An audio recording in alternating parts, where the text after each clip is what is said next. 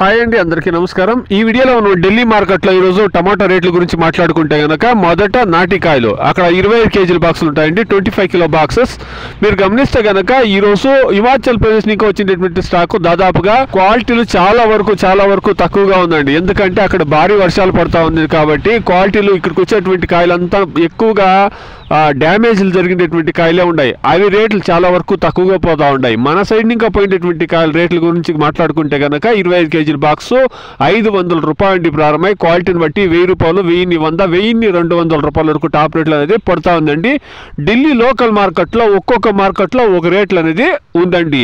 మొత్తంగా నాటికాయలు గమనిస్తే కనుక 700 రూపాయలు అండి. క్వాలిటీని బట్టి 1000 రూపాయలు, 1200 రూపాయల వరకు నాటికాయలు టాప్ రేట్లు అనేది ఈరోజు ఢిల్లీ మార్కెట్లో అమ్ముతా ఉంటారండి. క్వాలిటీని బట్టి రేట్లు ఉంటాయి. 1000 రూపాయలకు కాయలు ఉంది, 1100కు కాయలు ఉంది, 800కు కాయలు ఉంది, 1200 కూడా కాయలు ఉంది. క్వాలిటీని బట్టి రేట్లు అనేది ఉందండి.